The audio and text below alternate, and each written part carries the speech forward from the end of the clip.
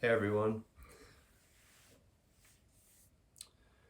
During the course that I've been working on Wise Woofs, and I came up with the idea, I've been telling family and friends about it, and I say I'm working on a dog lifestyle company. I've gotten a lot of responses like, well, what the heck is a dog lifestyle company, and confused faces.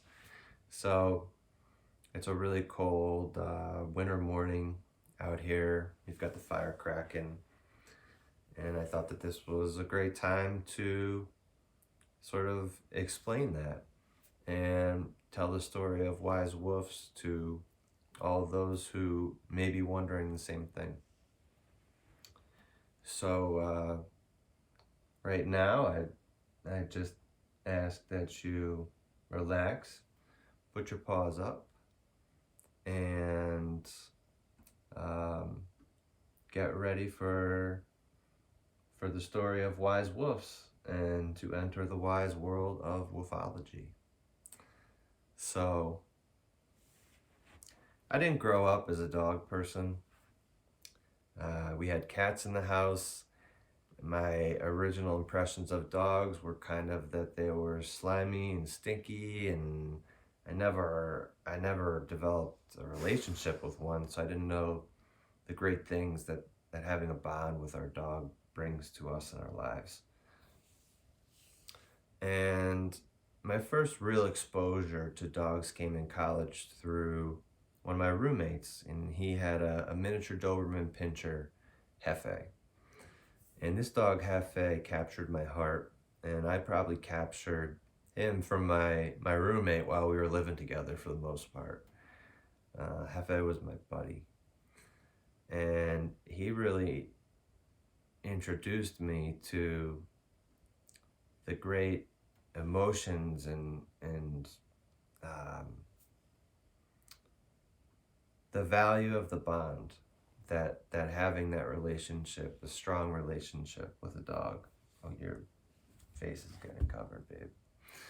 Uh, Brings into our lives. So naturally, when I was 22 and I went out on my own, I was playing poker professionally online. Perfect environment to bring some dogs into the picture. So I got two golden retrievers, Jasmine and Harry. And they were super sweet, so easy to take care of that I felt like I didn't even have dogs, which is that's probably more of a reflection on me than anything else. So I decided to step it up a notch and get a German Shepherd. And then I had dogs, as I think first time German Shepherd owners can relate to. Totally different animal. I think the best example of this is in the second house that we lived in with my German Shepherd Maya. There was a wall between the front hallway that you walk into and the living room on the right hand side that nobody ever went into. And she chewed a hole from the living room all the way through the hallway, and I didn't notice it until she burst through the hallway. So, shows you what type of a pet parent I was at the time. Very novice. We all start somewhere. And the hole was so big that I could actually crawl through it to the next room. So, if I wanted to, I had two options to go into the living room. I could take the doggy door, or I could take the human door and walk. And and she challenged me, but also taught me quite a bit. So now I'm gonna fast forward a bit. Around the age of 28 to 30, let's just say, I got disenchanted with poker and I fell into depression. Didn't know what I want to do with my life. And over this time, I had a pretty rough experience with a doctor to where I was cycled through antidepressants and put on 25 to 30 pills a day for mental health. And if anybody else is having a similar experience, then I would just throw it out there that you might want to get a second opinion. Because what I've learned about those types of drugs since then is that we don't even know precisely how they work in the brain. We just know that these drugs work for certain conditions, and we have some theories about how they work. But when you add in other drugs, which we also know can help, one drug gain positive effects, and then another, and then another, and then another, and then another, I don't think it's possible to really have a clue about what is going on in the brain given the technology we have today in 2022. And so to me, it was like all these chemicals were probably interacting with each other, and it just created a big bowl of depressive soup that I think depressed my central nervous system, probably depressed my brain even further, and didn't do me any favors. So eventually it was clear to me this wasn't working, and we were reaching the end of our wits. And so, Papa, can you stay here? I want you to sit with me on this one. Come here, baby. Let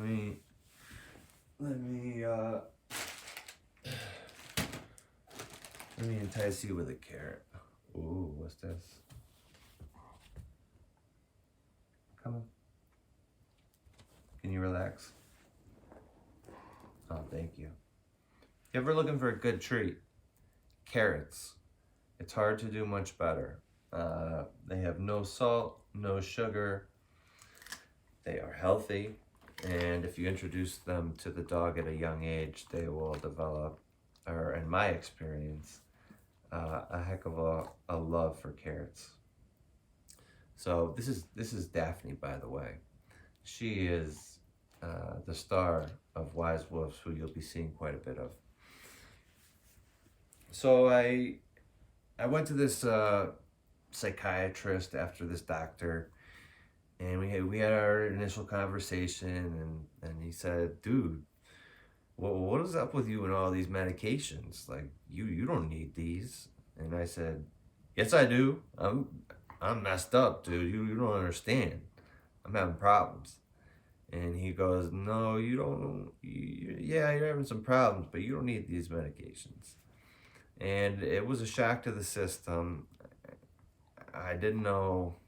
I didn't have faith in it, but I closed my eyes and took a chance, because what did I have to lose? So he took me off of all the medications I was on except for a sleep aid, and then changed my antidepressant, and I went from 25 to 30 pills a day to 2 pills a day. And all of a sudden, things started to get better. My life circumstance didn't get any better. I didn't know what I wanted to do with my life yet. I was still I still didn't have a lot going for me on the outside, but in my brain, these antidepressants were finally effectively working in fighting those dark thoughts, and fighting my brain from going into those dark spaces and ruminating about them over and over again. Just an awful place to be in. And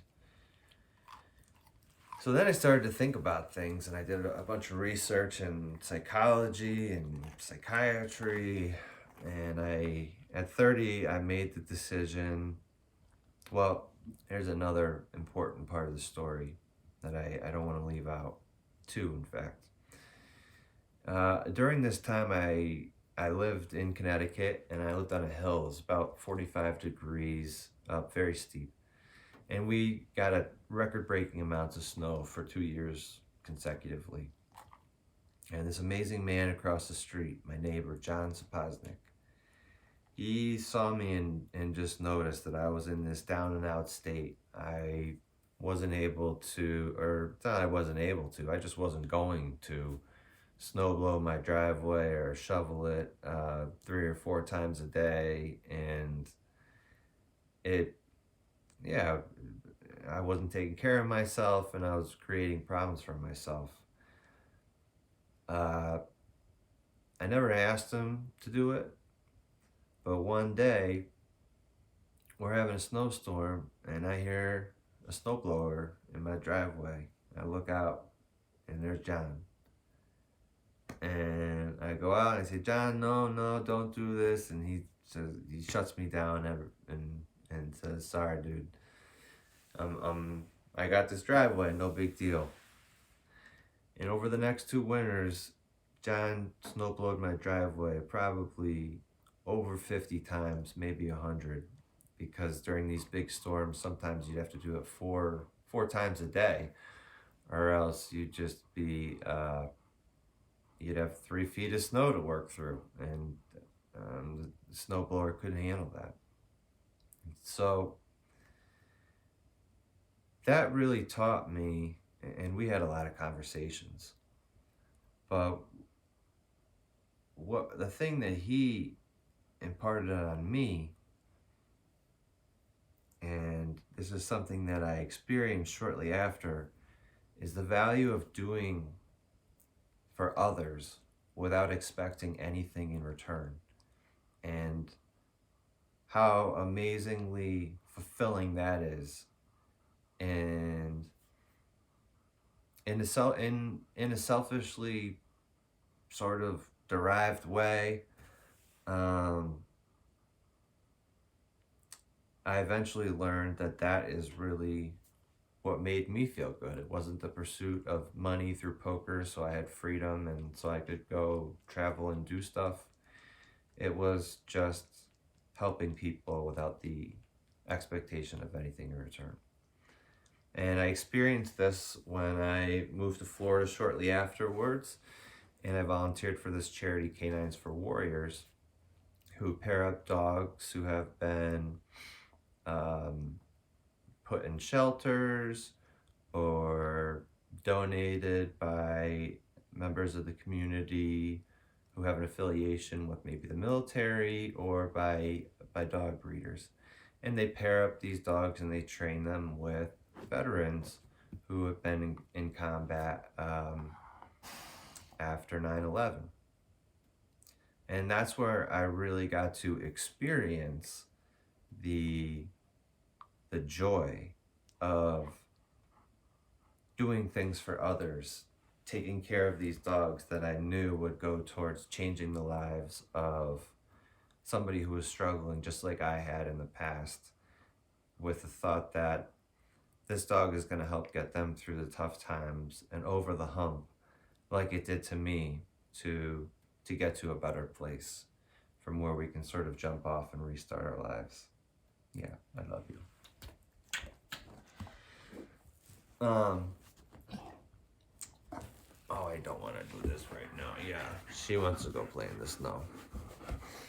So ultimately I decided to pursue a career in medicine. I wanted to become a psychiatrist, and I wanted to integrate dogs into, okay, baby, Hick, let's just relax. Come on. And I ultimately wanted to integrate dogs into medicine with the thought that we don't quite know yet, but dogs can accomplish a lot of the same things as medications without the negative side effects. And that was something that I still believe very strongly in today, and it plays a big part in Wise Wolves. So I did the pre-med thing. I didn't need to get a degree because I already had when I was younger, so I just needed to do the science classes, which I had never done before, as prerequisites for med school, and I also took some psychology and neuroscience. And along the way, my dogs were getting older, Maya made it to 10 and a half. Jasmine made it to 12 and a half. And after I lost Jasmine, it was just Harry and I was getting closer to the taking the next step towards going to med school, and it became very obvious to me that I wasn't going to make it through those those difficulties and the challenge of that type of environment without a dog. Um, so I already qualified for a service dog based on pre-existing conditions, and I decided I was going to go for it. I wasn't going to care what anybody thought of me and my peers or um, anybody else in the medical community as somebody who had a service dog and might be deficient in some way. Those were some fears I had to overcome at first, but then once I made the decision and I knew in my heart what was right and best for me. So I set out on this journey to find the best service dog that uh, existed for my situation. And that led me to Arizona. And a woman named Christine Scattergood, one of the best dog breeders, trainers, especially in the realm of service dogs that I've ever crossed paths with. She takes it to a whole nother level in the best of ways. And I did my research and ultimately I reached out and I said, Christine, I want to get a dog from you. I think that this is the right fit because we're going to be in hospital situations and I really need the dog to be pretty perfect. Where there might be tight quarters or there might be sensitive equipment or sensitive people who are frail around. And so I said, I want to get a dog from you. I don't care how long it takes to find the right dog for me in this situation. Please put me on the wait list and let's go from there. So we did that, and as I kind of planned for this dog coming up in the future, Christine, I would say, she demanded that I up my game and my knowledge about dogs in order to take on this challenge. Because Daphne is an owner-trained service dog, so I wasn't going to be getting her at a later stage in her life when she'd acquired more skills.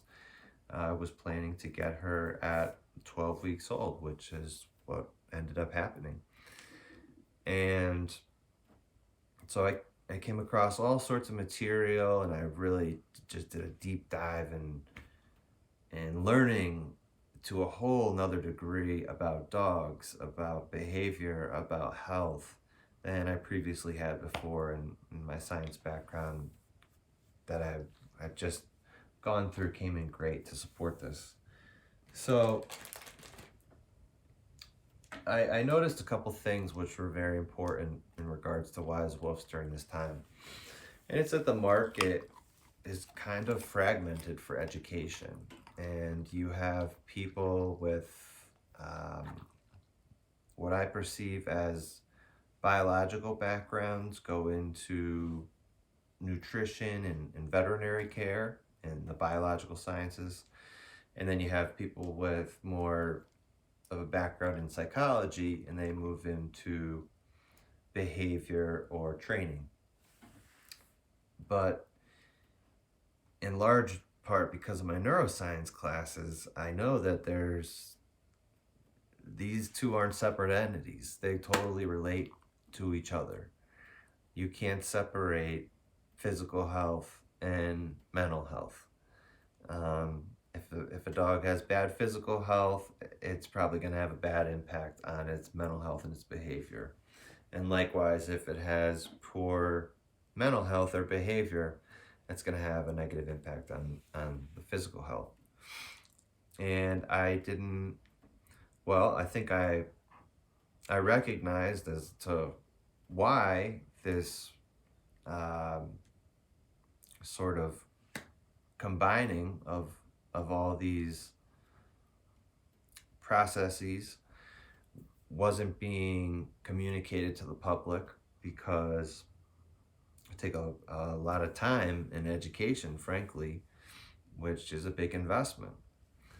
And um, but I did wonder why there wasn't one comprehensive company that was science oriented on both sides, that didn't have financial ties to anybody in the industry, so we could try to have a commitment to truth as opposed to a study that some group wants to put out in order to support their product so they can make more money. Um, and along those lines, a real stark example that hit me at that time was the DVD series that I bought, and I'm not going to call it out. It's from a vet who I really like, but the DVD series was 6 DVDs that were pretty short all by themselves, and they had a lot of fluff and a lot of great information throughout the entire series, but it was $250. And in my mind, that was, from my experience as a science student, I thought it was just kind of a glorified study that could have been accomplished in a paper, and it was monetized to a level that wasn't really appropriate. And I feel like as a community of dog lovers who we care about dogs in general, we care about each other because we care about how dogs impact us as humans and how we as humans impact dogs. Um, I didn't understand why that information shouldn't be free for everybody. Um, so that was one part in sort of planting the seeds for wise wolves, which I never knew would sort of grow later on. So I got my dog Daphne in June, and fast forward 3 months, I fainted while I was driving on the highway, and I got in a car accident. And I had an SUV, so I fainted, and my head is kind of like dangling below the steering wheel like this. Few totally wild aspects to this. One is, as I was fainting, it was like time totally just slowed down, and it had to be within a second, but I had these stream of thoughts that I remember very clearly.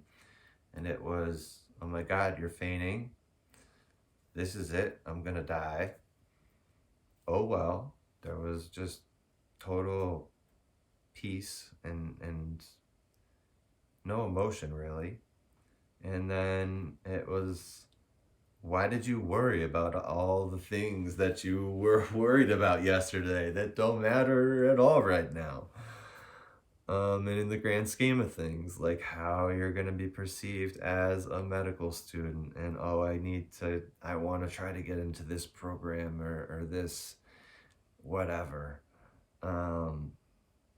Yeah, why did you worry so much? And it's it's ironic and totally normal that I say this and I look back and I still worry about all sorts of shit that I shouldn't worry about at all, given the things that I've been through. But the fickleness of the human condition and the human mind sort of drives that. And in this accident, it's amazing that I lived. So I fainted. I was driving in the middle lane on a very busy highway, morning rush hour. My car veered to the left. I hit the left cement median, went over 4 lanes. There was about 15 yards of guardrail, and I landed about my right tire was 6 inches off of the edge of the right guardrail. And on either side of the guardrail were these little dips, and I kind of ski jumped into the woods. So if I missed the guardrail, I would have broken my neck and died. And so there are a lot of just amazing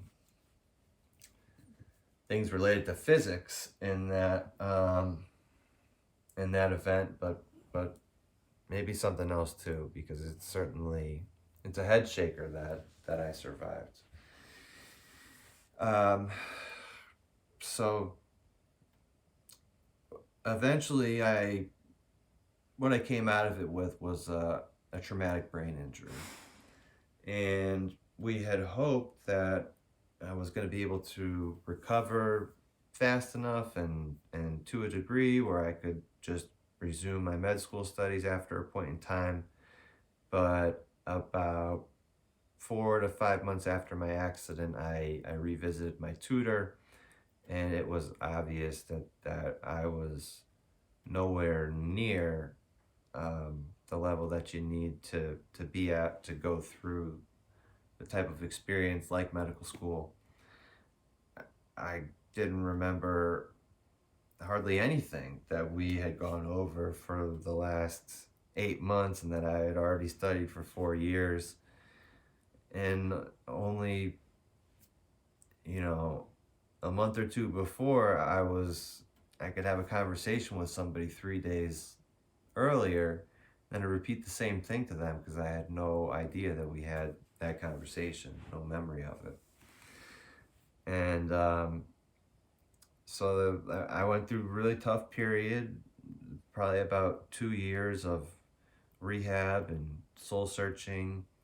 I'm not going to get into all of it, but until I was what I would say functional to a point to where I could move forward. And over that time, when I thought about what I was going to do, the idea for Wise Woofs came along. And in addition to some of the things I just mentioned, the other big aspect in Wise Woofs, which I think rounds it out and makes it more of a lifestyle brand, or that's where I came up with the name, is that there's this company called Salt Life.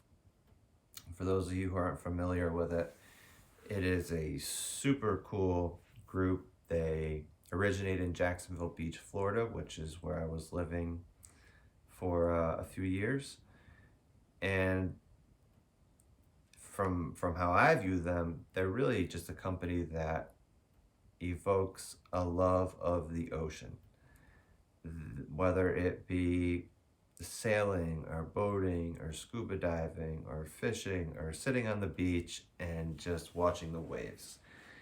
I think they have apparel, they have a Salt Life food shack, they have some surfboards, but really the apparel is what you see all around town. And I've gotten some Salt Life shirts myself.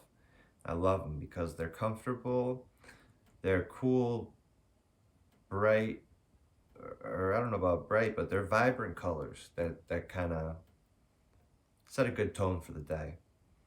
And then it's also about something that I developed a great love for, which was the ocean. And really what it is it's like a personal fashion statement,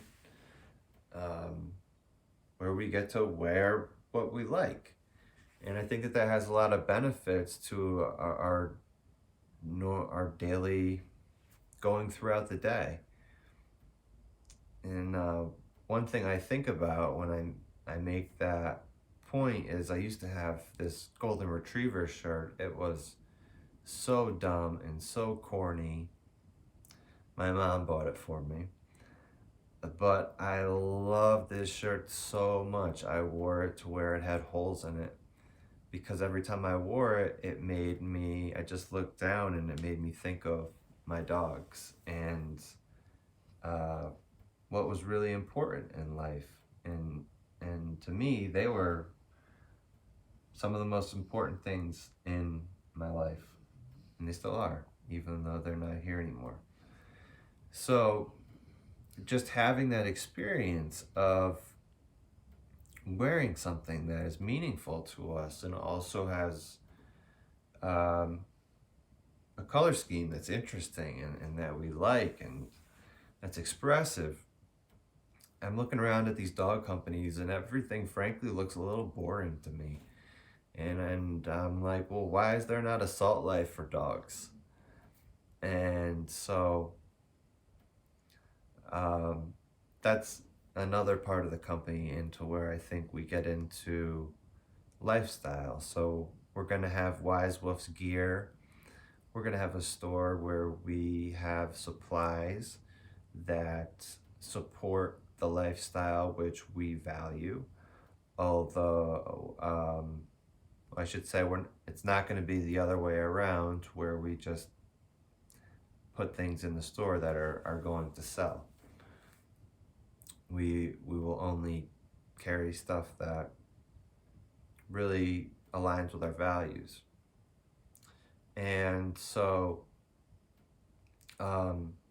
that's where it kind of, I think, fills out, and you combine the education with bringing it to real life and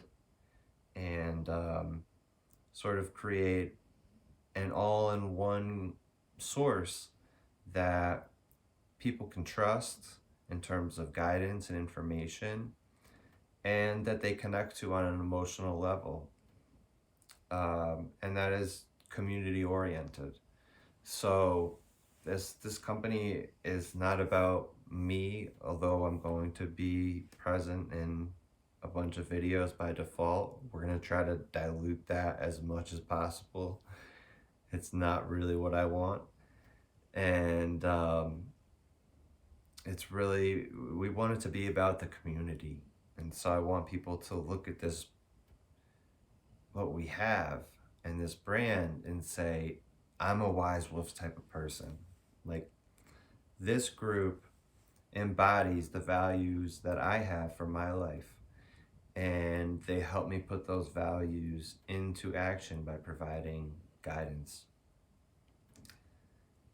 And so I think the other way that we also want to go about things with this community oriented mindset and being for all dog owners is, yes, we've done a lot of research on topics, and we certainly have our own opinions about what are best practices. But we don't want to be overly authoritatively instructive, like this is how you have to do it. We are all different people. We all have different lifestyles. We all have different goals. We all have different resources in terms of time and ability to invest money into a certain type of dog food or supplement or whatever. And so we want to try to present as many sides as we can and explain the perspective of those sides. So everybody out there watching can make informed choices for themselves based on how they want to shape their lives with their dogs to become the best dog parent, dog teacher, dog trainer that they can possibly be. And what that all starts with is the bond. So that's another point, and I'm going to try to wrap this up soon before I get too tangential. But I've learned that as we develop closer bond with our dogs and we put healthy practices into practice, we have a better relationship with them. If we're mindful about it, we have a better relationship with ourselves, and then we have a better relationship with everybody else in the world. And that comes back to us. And I think that on some level, we are all connected. We're all in this together, despite the many things in the world that are trying to divide us today. We're all imperfect humans, and a lot of us really, really, really love dogs.